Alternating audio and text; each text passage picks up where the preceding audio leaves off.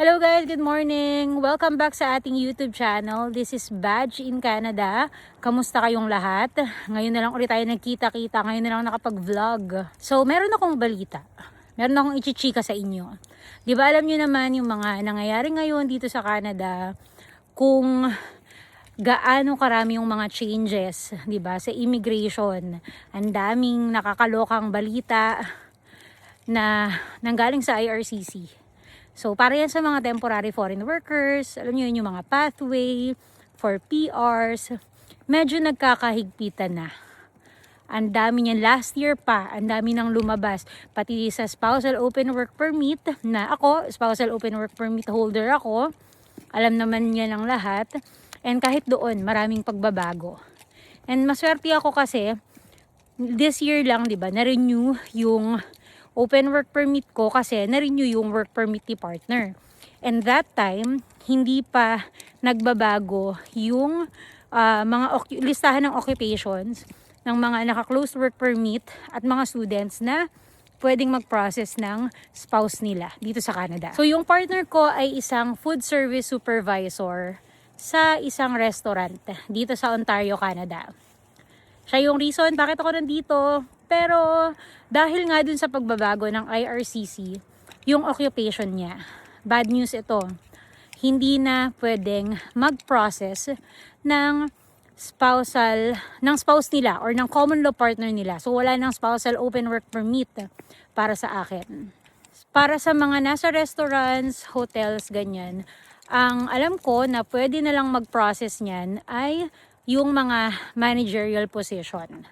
Okay? So, visit nyo pa rin yung website ni IRCC para sa listahan ng mga occupations na pasok na pwedeng mag-process ng spousal open work permit.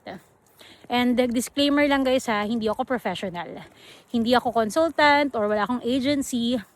Yung i-share ko sa inyo ay yung personal na experience namin ng partner ko dito sa Canada. So, na-approve yung closed work permit ni partner nung December 2024. Kaya ang expiration or validity nung closed work permit niya ay hanggang December 2026. So nung na-approve sa akin nung April 2025, same kami ng naging validity. So, since yun nga nagkaroon ng changes, hindi na kami makakapag-renew sa December 2026. So, ayun na nga, ano nang mangyayari sa amin ng partner ko? So si partner, may possibility na ma-renew pa siya. Pero kahit ma-renew siya, ako hindi na ako makakapag-renew ng spousal open work permit kasi hindi na nga eligible yung occupation niya. So we need to go home. Kasi hindi kahit naman i-renew siya, actually 50-50 kung ma-renew pa siya. Kasi nga, yung percentage din ng mga temporary foreign workers binawasan per employer or per company. So malaki din yung chance na hindi na siya ma-renew. So, ma-renew man siya or hindi, kailangan naming umuwi kasi nga, hindi na rin naman ako magko-continue.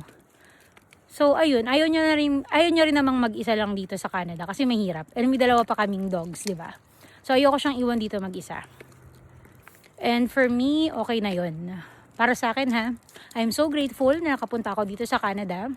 Nakapagtrabaho ako, nakamit ako ng mga mababait na Canadians, mga katrabaho. Ang daming opportunities yung nag-open sa akin pagpunta ko dito. Kahit pa paano nakapag-save, nakabili ng mga bagay na gusto ko para sa sarili ko, para sa amin ng partner ko. And anytime, ready kami na umuwi ng Pilipinas. Kung ano't ano man ang mangyari, hindi man talaga, may chance pa naman, pwede kaming mag-process ng PR, pero napakahirap. Kahit sa express entry, ang taas ng score.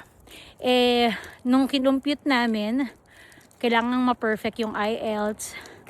Tapos, yung age pa ni partner, malaki yung epekto dun sa score niya. So, kailangan ng provincial nomination. Dahil dun sa linya nga ng trabaho niya, hindi sila masyadong nagdodraw para sa ganong occupation. So, yun, pinagpapasa Diyos na lang natin kung ano man mangyari. Again, napakagandang opportunity yung naranasan namin dito sa Canada. Ready kami anytime. Kahit anong mangyari, binigyan kami ng opportunity. Hindi kami gumastos ng ganung kalaki. Katulad nung ibang mga nag-apply papunta dito sa Canada. Kasi under naman ng IPAMS yung partner ko. So, sobrang blessed. Nagpapasalamat talaga kami na nakapunta kami dito. And ayun, continue natin yung journey natin sa Pilipinas. Tuloy lang ang buhay. Ganun talaga. So yun lang, I'm happy na nakapag-vlog ulit tayo dito sa YouTube channel natin. And sa mga bagong viewers natin dyan, mga manonood, please don't forget to subscribe dito sa ating YouTube channel. Again, my name is Badge. Pwede nyo rin akong i-follow sa Facebook and sa TikTok natin, Badge in Canada. Mag-share ako ng mga stories, mga real talk about sa journey namin dito sa Canada. Again, thank you for watching guys. See you again sa next video.